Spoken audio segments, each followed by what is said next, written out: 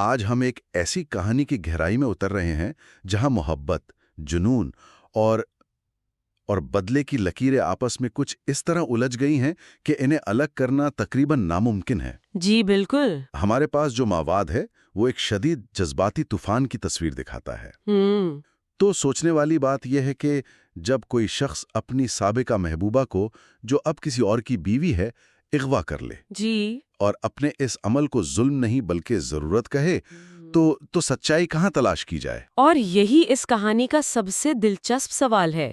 مطلب یہاں کون ظالم ہے اور کون مظلوم؟ صحیح۔ کیا عمر جو محبت کے نام پر قید کو جائز سمجھتا ہے، یا ترکان جو اپنی نئی زندگی شروع کرنا چاہتی ہے لیکن ماضی اسے چھوڑ نہیں رہا؟ یا پھر کارتال جو اپنی بیوی کو واپس پانے کے لیے کسی بھی حد تک جانے کو تیار ہیں؟ بالکل۔ شاید سچ یہ ہے کہ ہر کردار اپنی کہانی کا ہیرو بھی ہے اور کسی دوسرے کی کہانی کا ولن بھی۔ چلیں اس الجھی ہوئی گتھی کو سلجھانے کی کوشش کرتے ہیں۔ بالکل، اور کہانی کی شروعات ہی ایک دھماکے سے ہوتی ہے۔ عمر کا ترکان کو اغوا کرنا، یہ کوئی خاموش واردات نہیں ہے۔ نہیں، بالکل نہیں۔ ترکان کا رد عمل فوری اور شدید ہے۔ وہ چیختی ہے، یہ کیا کیا تم نے عمر؟ کس حق سے تم دشمنی کر رہے ہو میرے ساتھ؟ میں نے اس آدمی سے اپنی مرضی سے شادی کی ہے۔ اس کی آواز میں غصے سے زیادہ بے بسی ہے، جیسے کوئی اس کی زندگی کا کنٹرول چھین رہا ہو۔ آپ نے کنٹرول کا لفظ استعمال کیا، اور یہی یہاں مرکزی نقطہ ہے۔ ترکان کے لیے یہ اس کی مرضی، اس کی آزادی، اس کے فیصلوں پر حملہ ہے۔ جی بالکل۔ لیکن عمر کی دنیا میں حقیقت بالکل مختلف ہے۔ وہ اپنے آپ کو ظالم نہیں بلکہ مظلوم سمجھتا ہے۔ اچھا؟ جب وہ کہتا ہے تم نے مجھے اس آدمی کے ساتھ مل کر مارا ہے، اب گولی سے مروں یا دل کے درد سے، اس بات سے کیا فرق پڑتا ہے، تو وہ اصل میں یہ کہہ رہا ہے کہ اصل چوٹ تو مجھے لگی ہے، میں تو بس اس کا ایک رد عمل دے رہا ہوں۔ میں عمر کے ذہن کو سمجھنے کی کوشش کر رہا ہوں۔ ایک طرف وہ ایک سنگین جرم کر رہا ہے، دوسری طرف وہ پوری طرح سے قائل نظر آتا ہے کہ وہ حق پر ہے۔ جی۔ کوئی شخص ایک ہی وقت میں یہ دو متضاد سوچیں کیسے رکھ سکتا ہے؟ یہ ایک بہترین سوال ہے۔ اس کی وجہ یہ ہے کہ عمر اپنی بنائی ہوئی حقیقت میں جی رہا ہے۔ مطلب اس کے نزدیک ترکان کی کارتال سے شادی ایک دھوکہ ہے، ایک کاغذی کاروائی جس کا مقصد صرف اسے تکلیف پہنچانا تھا۔ اچھا۔ وہ اس اغوا کو ایک جرم کے طور پر نہیں دیکھتا بلکہ ایک سچائی کو بے نقاب کرنے والے عمل کے طور پر دیکھتا ہے۔ اس کا ایک مکالمہ ہے، کارتال اب یہ سمجھ گیا ہوگا کہ تمہاری اصل جگہ میرے دل میں ہے۔ اس جملے سے پتہ چلتا ہے کہ اس کے لیے یہ اغوا ایک پیغام ہے، کارتال کے لیے بھی اور خود ترکان کے لیے بھی، کہ تم مجھ سے الگ نہیں ہو سکتی۔ بالکل۔ یہ جنون کی وہ شکل ہے جہاں انسان اپنی خواہش کو ہی حقیقت سمجھنے لگتا ہے۔ اور یہ جنون صرف ان دو لوگوں تک محدود نہیں رہتا، اس کی لہریں پورے خاندان میں پھیل جاتی ہیں۔ جی، اور ایک بڑا تصادم شروع ہو جاتا ہے۔ سب سے پہلے میدان میں آتا ہے ترکان کا نیا شوہر کارتال۔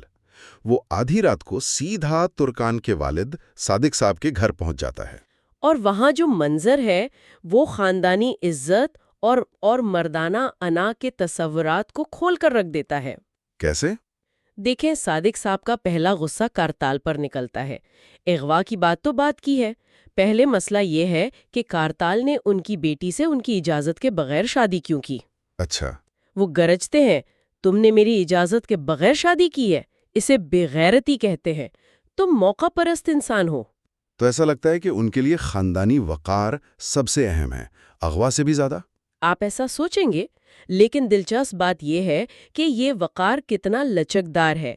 ایک منٹ پہلے کارتال دشمن ہے کیونکہ اس نے اجازت کے بغیر شادی کی۔ جی، لیکن جیسے ہی وہ یہ انکشاف کرتا ہے کہ عمر نے ترکان کو کڈنیپ کر لیا ہے، پورا کھیل بدل جاتا ہے۔ صادق صاحب کا دشمن فوراً بدل جاتا ہے۔ تو اب کارتال اتحادی ہے؟ بالکل، اور عمر مشترکہ دشمن۔ اس سے یہ ظاہر ہوتا ہے کہ یہاں وقار کسی اصول کا نام نہیں بلکہ اس بات کا نام ہے کہ باہر والوں کے سامنے خاندان کی عزت کیسے بچائی جائے۔ اور کارتال صرف باتوں سے کام نہیں لیتا، وہ فوراً ایکشن میں آ جاتا ہے۔ عمر کے گھر پہنچ کر اس کے بھائی مصطفیٰ سے ہاتھا پائی کرتا ہے۔ جی، وہ دکھانا چاہتا ہے کہ وہ اپنی بیوی کے لیے لڑ سکتا ہے، اپنی مردانگی ثابت کر رہا ہے۔ صحیح۔ لیکن اسی تصادم میں خاندان کے اندر کا دھوکہ بھی کھل کر سامنے آتا ہے۔ عروج والا معاملہ؟ جی، جب کارتال کو پتہ چلتا ہے کہ عمر نے یہ جال بچھانے کے لیے ترکان کی اپنی بہن آروج کو استعمال کیا تو اس کا غصہ دیکھنے والا ہوتا ہے۔ وہ آروج پر چیختا ہے، بہت خوب آروج، اپنی ہی بہن کے لیے جال بچھانے میں دشمن کی مدد کی تم نے۔ یہ تو کہانی میں ایک اور تہ کا اضافہ کرتا ہے۔ بالکل، اب جنگ صرف باہر والوں سے نہیں بلکہ گھر کے اندر بھی شروع ہو گئی ہے۔ وفاداریاں ٹوٹ رہی ہیں اور رشتے بکھر رہے ہیں۔ اچھا، یہ تو خاندانوں کی لڑائی ہو گئی، لیکن اس پورے طوفان کے بیچ میں وہ دو لوگ ہیں جن کی وجہ سے یہ سب شروع ہوا، عمر اور ترکان۔ ان کے بیچ اس کمرے میں کیا چل رہا ہے؟ وہ قید صرف جسمانی ہے یا کچھ اور بھی ہو رہا ہے؟ یہ صرف جسمانی قید نہیں، یہ ایک نفسیاتی جنگ کا میدان ہے۔ اچھا۔ عمر مسلسل ترکان پر ذہنی دباؤ ڈال رہا ہے۔ وہ ایک بہت خطرناک جملہ کہتا ہے، کیونکہ میں تمہیں تم سے زیادہ جانتا ہوں، تمہارے چہرے سے تمہارے دل کا حال بتا سکتا ہوں۔ یہ صرف ایک دعویٰ نہیں ہے، یہ ترکان کی اپنی حقیقت، اس کے اپنے احساسات کو رد کرنے کی کوشش ہے۔ یعنی وہ اسے یہ یقین دلانا چاہتا ہے کہ تم جو محسوس کر رہی ہو وہ جھوٹ ہے، اصل سچ وہ ہے جو میں دیکھ رہا ہوں۔ بالکل، وہ اس کی نئی زندگی کو جھٹلا رہا ہے، وہ اس کی اداسی کو اپنے موقف کے ثبوت کے طور پر استعمال کرتا ہے۔ اور پھر وہ ماضی کا ہتھیار استعمال کرتا ہے۔ جی، وہ اسے یاد دلاتا ہے، میں نے جانے سے پہلے کہا تھا کہ ساتھ چلو میرے، تم نے اپنے خاندان والوں کا بہانہ بنا لیا۔ یہ سیدھا سیدھا الزام ہے کہ آج ہم جس حال میں ہیں اس کی ذمہ دار تم اور تمہارے فیصلے ہیں۔ بالکل، وہ اسے احساس جرم میں مبتلا کر کے کمزور کرنا چاہتا ہے۔ لیکن پھر وہ ایک ایسی بات کہتا ہے جو اس کے کردار کو مزید پیچیدہ بنا دیتی ہے۔ کون سی بات؟ وہ کہتا ہے کہ اس نے یہ سب ڈرامہ اپنی بیٹی ڈیفنی کی کسٹڈی کے لیے کیا ہے، کیونکہ وہ جانتا تھا کہ ترکان ان کاغذات پر کبھی دستخط نہیں کرے گی۔ وہ اسے ضرورت کہتا ہے۔ اور یہیں آ کر کہانی ایک بہت دلچسپ موڑ لیتی ہے۔ کیا عمر ایک جنونی عاشق ہے جو اپنی بیٹی کو بہانے کے طور پر استعمال کر رہا ہے؟ یا پھر وہ ایک مجبور باپ ہے جو اپنے جنون کو جائز قرار دینے کے لیے محبت کا سہارا لے رہا ہے؟ بالکل، مواد ہمیں جان بوجھ کر اس ابہام میں رکھتا ہے۔ جب وہ کہتا ہے خاموش ہو گئی تھی، وہ ڈپریشن میں تھی، اس کی آواز سننے کے لیے ترس گیا تھا میں، تو ایک لمحے کے لیے ہمیں اس سے ہمدردی ہونے لگتی ہے۔ جی، لیکن اگلے ہی لمحے ہمیں یاد آتا ہے کہ اس ہمدردی کی بنیاد ایک جرم پر رکھی گئی ہے۔ وہ اپنے باپ ہونے کے درد کو اپنے عاشق ہونے کے جنون کے لیے ایک ڈھال بنا رہا ہے۔ یہ واقعی بہت بہت کمپلیکس ہے۔ کوئی بھی کردار مکمل طور پر اچھا یا برا نہیں ہے۔ صحیح۔ لیکن جب ایک طرف یہ طوفان چل رہا ہے تو کہانی میں ایک اور کردار جاویریا کی زندگی میں بھی ایک بھونچال آیا ہوا ہے۔ ہاں، اور جاویریا کی کہانی اس مرکزی کہانی کا ایک طرح سے عکس ہے۔ وہ کیسے؟ وہ اپنے شوہر فاتح پر غصہ ہے کیونکہ اس نے اپنی سابقہ بیوی اور بیٹی کے بارے میں جھوٹ بولا۔ اس کا مکالمہ بہت طاقتور ہے۔ تم سب نے مجھ سے جھوٹ بولا اور مجھے بے وقوف بنایا۔ مجھے تو یہاں کی نوکرانی بنا کے رکھ دیا ہے۔ جی، یہاں بھی دھوکہ، راز اور ایک عورت کی بے بسی مرکزی موضوعات ہیں۔ تو آپ کہہ رہی ہیں کہ ترکان کی قید جسمانی ہے اور جاویریا کی جذباتی؟ بالکل یہی بات ہے۔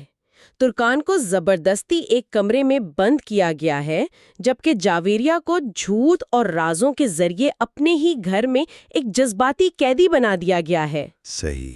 دونوں کہانیاں ایک ہی سچائی کو ظاہر کرتی ہیں۔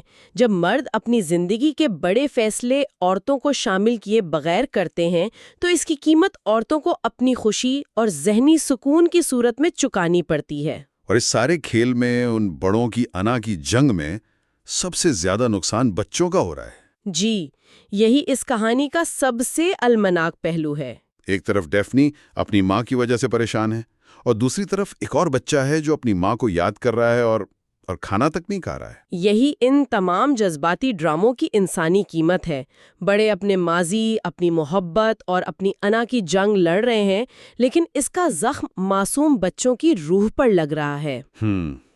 ان کی خاموش تکلیف اس کہانی کو اور بھی گہرا اور سنجیدہ بنا دیتی ہے۔ جی، یہ صرف چند لوگوں کی محبت کی کہانی نہیں رہتی، بلکہ آنے والی نسل پر پڑنے والے اثرات کی داستان بن جاتی ہے۔ تو آخر میں ہم ایک ایسے دوراہے پر کھڑے ہیں جہاں ہر راستہ مزید الجھن کی طرف جاتا ہے۔ ایک شخص محبت کے نام پر قید کو جائز سمجھتا ہے، ایک عورت اپنی نئی زندگی اور پرانے سائے کے بیچ میں پھنسی ہوئی ہے، اور ایک شوہر اپنی بیوی کو واپس لانے کے لیے قانون اور سماج کی ہر حد کو پار کرنے کے لیے تیار ہے۔ اور یہ کہانی خود ہم سے ایک بہت بنیادی سوال پوچھتی ہے جو اس مواد میں بھی موجود ہے۔ کون سا سوال؟ کیا کسی کے دل میں قید ہونا قید کہلاتا ہے یا محبت؟ اور اس کا قصوروار کون ہوتا ہے؟ کیا وہ خود جو اس دل کا دروازہ کھول کر اندر چلا جاتا ہے، یا وہ جو اس کو خود پر بند کر لیتا ہے؟ واہ! یہ سوال صرف ان کرداروں پر لاگو نہیں ہوتا، یہ محبت، ملکیت اور آزادی کے بارے میں ایک آفاقی سوال ہے۔ واقعی یہ سوچنے پر مجبور کرتا ہے کہ محبت کی حدود کہاں ختم ہوتی ہیں اور ملکیت کا جنون کہاں سے شروع ہوتا ہے۔ عمر کا عمل ناقابل قبول ہے، لیکن کیا ترکان کے ماضی کے فیصلوں نے اسے اس راستے پر دھکیلا؟ کیا کارتال کا جذبہ خالص محبت ہے یا اپنی ملکیت کو واپس چھیننے کی ضد؟ یہ وہ سوالات ہیں جن کا کوئی آسان جواب نہیں ہے۔ اور شاید کہانی کا مقصد جواب دینا ہے بھی نہیں، اس کا مقصد ہمیں ان سوالات کے ساتھ چھوڑ دینا ہے تاکہ ہم خود انسانی رشتوں کی ان پیچیدگیوں پر غور کریں۔ صحیح۔ ہر کردار اپنے سچ کے لیے لڑ رہا ہے، اور اسی سچ کی لڑائی میں وہ ایک دوسرے کو ناقابل تلافی نقصان پہنچا رہے ہیں۔ تو اس گہرے جائزے کے بعد ہم اپنے سامعین کے لیے ایک آخری سوچ چھوڑ جاتے ہیں۔ جب ماضی حال پر اس طرح قبضہ کر لے کہ ہر آنے والا کل گزرے ہوئے کل کے آئینے میں دیکھا جانے لگے، تو کیا مستقبل کی کوئی شکل بن سکتی ہے؟ اور کیا محبت میں کیے گئے غلط فیصلوں کی قیمت صرف کرنے والوں کو چکانی پڑتی ہے، یا یہ ایک ایسا قرض ہے جو نسلوں تک چلتا ہے؟